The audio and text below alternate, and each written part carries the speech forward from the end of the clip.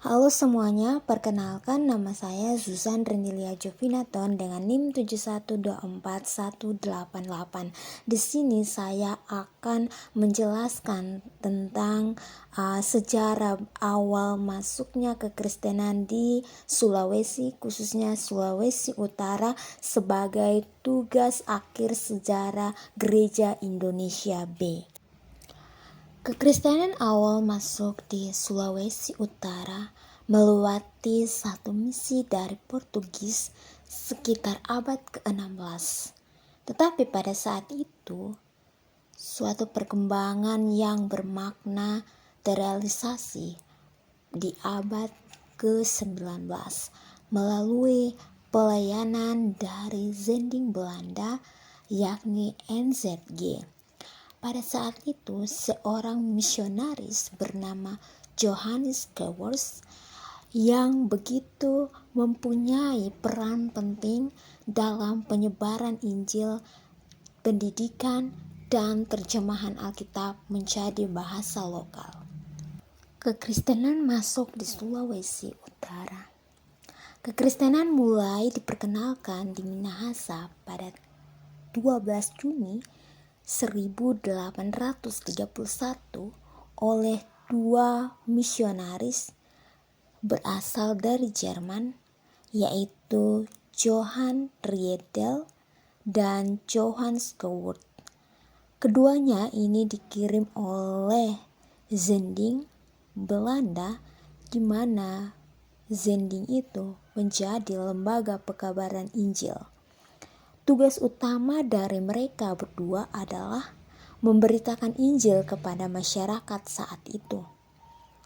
Sementara pada hari yang sama, 12 Juni 1831, Riedel tiba di Manado bersama dengan residen Manado dan pendeta Gerrit Helldron. Ia menjelajahi wilayah Minahasa untuk menentukan lokasi yang akan menjadi pusat pelayanan bagi gereja Protestan. Kita akan masuk pada tokoh-tokoh misionaris di mana Johannes Schouwert yang merupakan seorang misionaris asal Jerman. Ia begitu berperan penting dalam pekabaran Injil serta penyebaran penginjilan dan juga membuat pendidikan, serta ia berperan penting dalam menerjemahkan Alkitab menjadi bahasa lokal. Adapun tokoh bernama Albert Kruit dan Nicolaus Andriani, mereka berdua melayani di Sulawesi, tapi khususnya di daerah Poso dan wilayah sekitarnya. Fokus mereka yang pertama dan utama yaitu pada suku-suku yang berada di tempat itu. Maka Johann Riedel pun hadir, dan Johann Riedel tiba di Manado dan menjalankan misi Riedel di Tondano. Perkembangan Injil di Sulawesi pada saat itu, penginjilan dan penyebaran Injil sangat memegang peran yang sangat penting dalam pertumbuhan kekristenan, khususnya itu di kalangan kaum pemuda-pemudi Kristen di Sulawesi Utara, di mana mereka menghadapi berbagai tantangan dan arus dunia yang begitu luar biasa mengikis iman. Oleh karena itu, kaum muda-mudi perlu memiliki iman yang kuat dan benar. Oleh karena ini, berarti mereka harus paham bagaimana mempelajari kekristenan, ajaran-ajaran secara mendalam, mendasar. Oleh karena itu, mempelajari ajaran kekristenan bukan sekedar mengikuti tradisi agar iman mereka tidak goyah. Peran budaya sangat penting dalam masuknya kekristenan di Sulawesi Utara. Oleh karena itu, di Minahasa sendiri ada peran budaya yang bernama Mapalus. Mapalus ini sebagai dasar mata pelajaran pendidikan agama Kristen di Minahasa.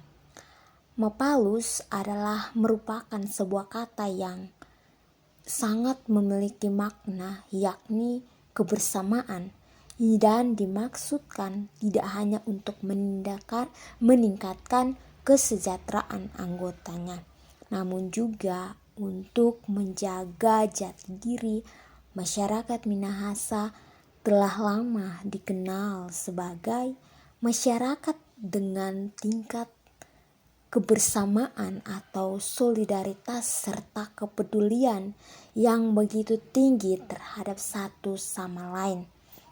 Oleh karena itu, Mapalus juga memiliki 5 prinsip, yakni asas agama, kekeluargaan, nasihat, gotong royong, dan juga persatuan dan kesatuan. Keberhasilan yang signifikan dari misi pekabaran Injil di Sulawesi Utara. Tidak dapat kita pungkiri bahwa pekabaran Injil di Sulawesi Utara itu berjalan dengan baik. Banyak masalah, tantangan, konflik yang harus dihadapi oleh sejumlah misionaris saat itu. Oleh karena itu, tantangan yang dihadapi saat penyebaran agama Kristen di Minahasa atau di Sulawesi Utara yang mereka alami adalah masalah finansial. Pada tahun 1870-an, Nederlands Zendeling Genootschap, organisasi misi Kristen ini, mereka mengalami masalah tersebut, di mana mengalami masalah keuangan. Tetapi masalah ini juga disebabkan oleh isu-isu internal di Belanda sendiri serta perluasan area misi mereka. Sehingga pada tahun 1873 Nederlands Zendeling Genootschap mereka memberikan gaji kepada 9 misionaris Eropa. Mereka juga memberikan gaji kepada misionaris lokal sebagai asisten, 3 pembantu, serta 123 guru yang juga pada saat itu menjalankan peran penting sebagai pemimpin agama untuk komunitas Kristen yang berada di desa-desa kecil saat itu. Walaupun kompensasi atau pemberian gaji yang mereka terima ini cukup rendah, tetapi total gajinya mencapai 36.000 gulden setiap tahunnya. Namun, tidak ada strategi yang baik untuk mendorong orang-orang yang baru bertobat saat itu untuk memulai memberikan dukungan kepada organisasi misi ini. Berdirinya Gereja Masehi Injili Minahasa, di mana di awal tahun 1829 ada satu organisasi misi Protestan yang bernama Nederlands Zendeling Genootschap yang berada di Rotterdam. Saat itu mereka mengalami keputusan untuk secara totalitas mengkristenkan masyarakat Minahasa dan Sulawesi Utara secara menyeluruh. Maka sebab itu mereka mengirimkan pendeta-pendeta yang sangat profesional, sehingga tepat di tanggal 12 Juni 1831 dikirimlah dua pendeta yang berketurunan Jerman, yakni Johann Riedel dan Johann Skewert. Mereka saat itu tiba di Manado dan saat itu juga mereka menjalankan misi mereka. Pada saat itu juga Riedel menjalankan misi di Tondano, sedangkan Johann Skewert ke Lagoan. Setelah itu Gemim berdiri di tahun 1934. Oleh karena itu, jemaat-jemaat yang berada dalam Indeske Kurt di daerah tersebut menjadi jemaat Gemim. Jemaat-jemaat itu terdiri dari orang Minahasa, Sangihe, dan Talaut, para perantau atau pegawai kantor serta juga karyawan perusahaan Belanda serta penduduk setempat hasil pekabaran Injil zaman Nederlands Zending, Genootschap, dan Indiske Kurt. Kita dapat menyimpulkan bahwa pengenalan dan pertumbuhan agar Kristen di Sulawesi dapat menggambarkan dinamika yang panjang dan rumit. Pada saat itu juga melibatkan interaksi agama, budaya lokal, kolonialisme, serta perubahan sosial. Oleh karena itu, Sulawesi Utara, khususnya Minahasa, agama Kristen itu sangat erat kaitannya dengan identitas masyarakat karena penginjilan yang intensif dan adaptif oleh misionaris seperti Riedel dan Skewert. Meskipun kepercayaan ini awalnya menyebar di sepanjang garis pantai, namun secara bertahap menyebar ke pedalaman seiring terjadinya perubahan sosial akibat kebijakan dari pemerintah kolonial Belanda dan menurunnya adat istiadat seperti pemburuan kepala dan pemujaan leluhur.